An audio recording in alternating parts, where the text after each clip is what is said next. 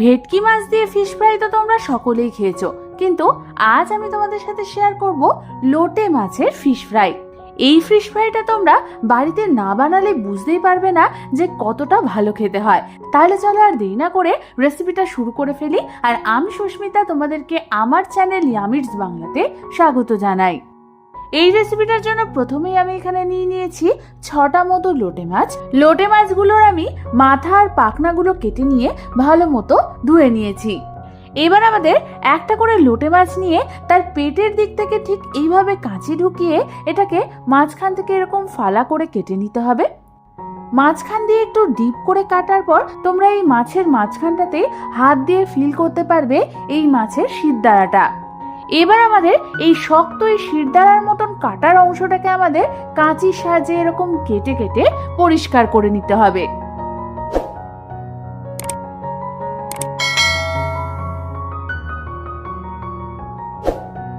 তোমরা দেখো আমাদের একটা লোটে মাছের কিন্তু কাটা ভালো মতো বার করা হয়ে গেছে।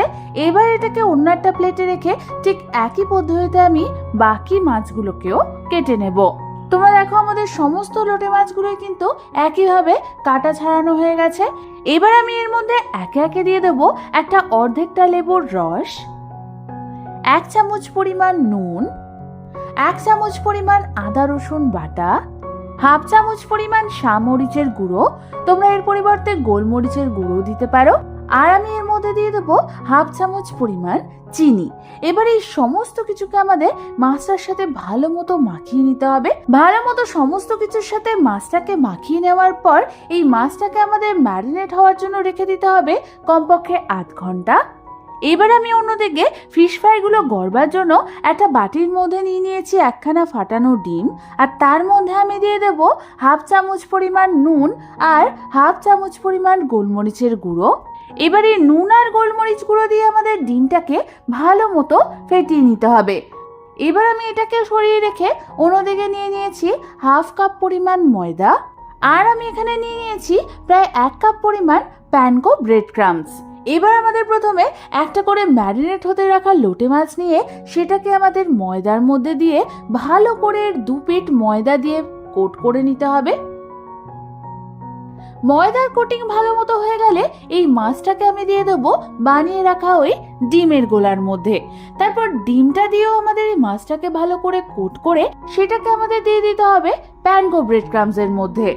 এবার আমাদের প্যানকো ব্রেড ক্রাম্বসটা দিয়ে মাছটাকে ভালো মতো চেপে চেপে চারদিক দিয়ে কোট করে নিতে হবে। ভালো মতো প্যানকো ব্রেড ক্রাম্বস দিয়ে মাছটাকে কোট করা হয়ে গেলেই আমাদের লোটে মাছের ফিশ ফ্রাই একটা গড়া রেডি হয়ে যাবে। এবার আমি এটাকে অন্যদিকে রেখে ঠিক একই পদ্ধতিতে বাকি ফিশ ফ্রাইগুলোকেও গড়ে নেব। তোমরা দেখো আমাদের একে একে সমস্ত ফিশ ফ্রাইগুলোই কিন্তু গড়া হয়ে গেছে। এই সবগুলোকে একটা অন্য পাত্রে রেখে দিয়ে অন্যদিকে আমি গ্যাস জ্বালিয়ে একটা কড়াইতে এই ফিশ ফ্রাইগুলো ভাজবার জন্য সাদা তেল গরম বসিয়ে দিলাম। তেলটা ভালো মতো গরম হলে প্রথমে আমি একখানা ফিশ ফ্রাই এর মধ্যে ছেড়ে দেব।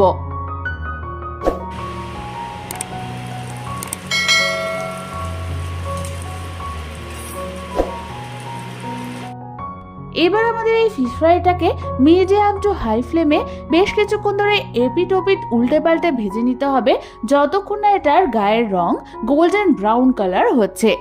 বেশ কিছুক্ষণ পর তোমরা দেখো আমাদের ফিশ ফ্রাইটা গোল্ডেন ব্রাউন কালার হয়ে গেছে।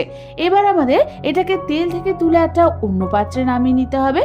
তারপর ঠিক একই পদ্ধতিতে আমাদের বাকি ফিশ ফ্রাইগুলোকেও ভেজে নিতে হবে। ব্যাস, তাহলে তৈরি হয়ে গেল আমাদের দারুণ স্বাদের মুচমুচে এই লোটে মাছের ফিশ ফ্রাই। এবার শুধু গরম গরম সার্ভ করার অপেক্ষা। কি একটা দারুণ রেসিপি শিখিয়ে দিলাম তো? তাহলে আর দেরি না করে বাড়িতে লোটে মাছ এনে ঠিক এইভাবে ফিশ ফ্রাই বানিয়ে দেখো। আশা করি তোমাদের খুব ভালো লাগবে। রেসিপিটা ভালো লেগে থাকলে একটা লাইক অবশ্যই করে দিও। আর এরকম দারুণ দারুণ রেসিপি আমার কাছ থেকে আরও পেতে হলে আমার চ্যানেলটাকে সাবস্ক্রাইব করতে কিন্তু একদম ভুলো না। আজ তাহলে পর্যন্তই, আমি আবার চলে আসবো তোমাদের কাছে নতুন কোনো রেসিপি নিয়ে।